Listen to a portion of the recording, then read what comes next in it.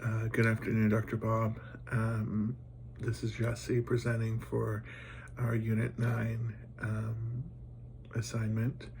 I apologize about still being under the weather, but I'm doing my best to present the assignment.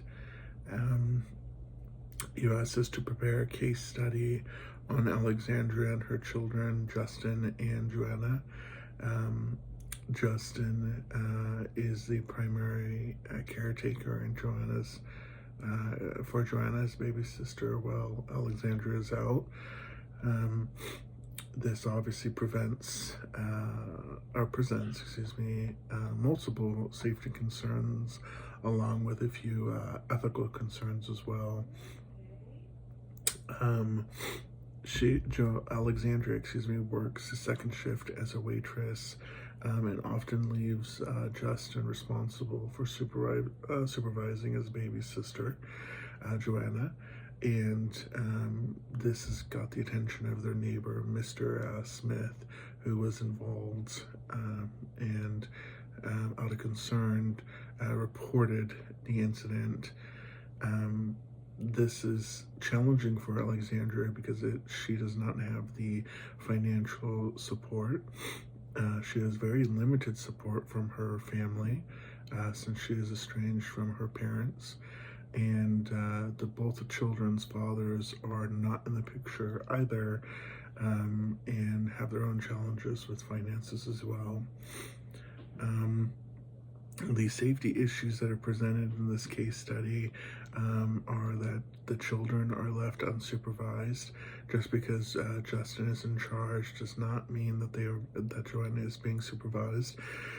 They are both still very young children, and the medical emergencies that may occur, or even with Joanna being ill, highlight the risk of inadequate supervision. Justin being the primary adult caretaker and taking on the adult-like responsibilities is very inappropriate. Although these are concerning, it does highlight some of the strength and needs. Alexandria is an incredibly hardworking mother. She's dedicated to providing to her children, and having daycare arranged for Joanna during the daytime hours. Justin, the older brother, shows incredible responsibility and resilience, and also having the neighbors involved allows her to know that she does have some concerned neighbors and they're willing to step in and support of emergencies. Their dire needs are affordable and consistent health care and child care, perhaps financial support or resources that would help support co-parenting, and support a stronger support network for Alexandria, and even maybe some parent counseling and support for herself, to learn and feel better supported as a parent.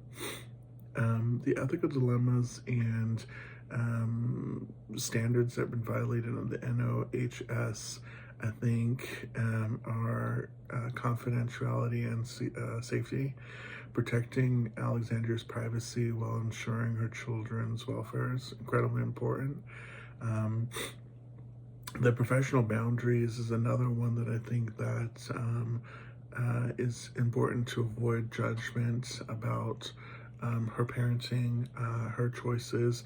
Even though they're probably not choices that I would make, I certainly don't think it's appropriate to judge, but still being able to address some of the neglecting concerns.